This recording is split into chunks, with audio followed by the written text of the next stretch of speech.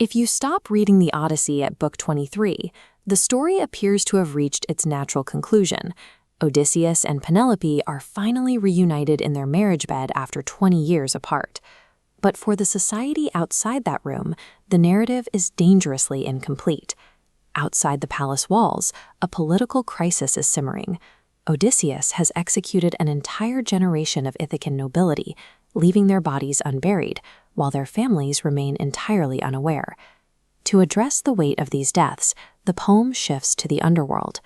Hermes uses his golden wand to guide the dead suitors into Hades, where they flutter and squeak like disturbed bats.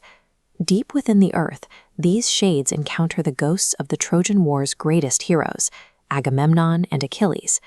The suitors attempt to justify their behavior, arguing that they were simply pursuing a queen whose husband was presumed dead. Agamemnon, who was famously murdered by his own wife, offers no sympathy for their plight. Instead, he contrasts their treachery with Penelope's 20-year vigil, praising her loyalty as a standard that will be sung about for generations.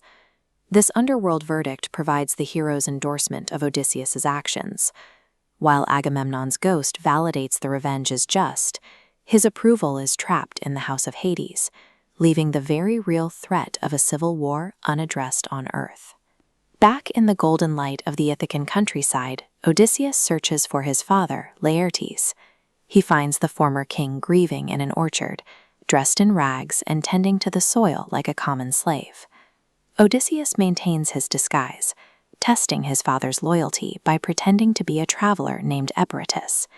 He spins a story about meeting Odysseus years ago, watching the effect of his words on the old man. The lie breaks Laertes. He collapses into a fit of grief, pouring ashy dust over his head, an act of despair so visceral that Odysseus is forced to abandon his test and reveal his true identity. To verify his claim, Odysseus points to a boar's tusk scar on his thigh. He then recounts how Laertes walked him through this orchard, naming the exact trees given to his son: 13 pear, 10 apple, 40 fig, and 50 vines. This recognition scene mends the broken patrilineal bloodline. By bringing Laertes, Odysseus, and Telemachus together, the poem restores the internal stability of the royal household. While the family reunites, the city center descends into chaos. The news of the suitor's execution has finally reached the public, turning the palace's victory into a public tragedy. Eupeithes, the father of the lead suitor Antinous, channels the city's collective grief into a call for war. He assembles a mob of armed relatives, determined to march on the orchard and avenge their sons. The elder Halitherses tries to check their rage, arguing that the suitor's own hubris brought this fate upon them. His words fail to sway the crowd, who prioritize the obligation of blood vengeance over civic stability. With over half the city arming for combat, the situation moves past the point of rational debate. The desire for thesis, justified payback, has created a momentum that neither side can stop on their own, threatening to trap Ithaca in a permanent cycle of retaliatory violence. To break the deadlock, the narrative shifts to Mount Olympus. Athena asks Zeus how the conflict on Ithaca can possibly end without the total destruction of the island's population. Zeus sets the terms for the restoration.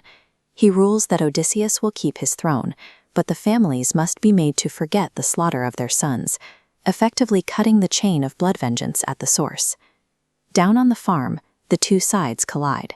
The elderly Laertes, energized by his son's return, casts the first spear and kills Eupeithes, the leader of the mob. Odysseus is swept up in an Ares-like rage. He prepares to swoop down on the remaining Ithacans like a high-flown eagle, ready to finish the job he started in the banquet hall. A smoking thunderbolt from Zeus suddenly strikes the earth between the two armies. The bolt serves as a physical boundary marker, signaling that further violence would violate the cosmic order. Athena, still in the guise of mentor, commands the Ithacans to halt. Her divine voice strikes the mob with pale green fear, causing them to drop their weapons and flee toward the city. Athena imposes a horkia, a sacred covenant of peace. This divine intervention brings the epic to a stable equilibrium, demonstrating that Ithaca's survival depends on a force capable of transforming human wrath into a mandated collective reconciliation.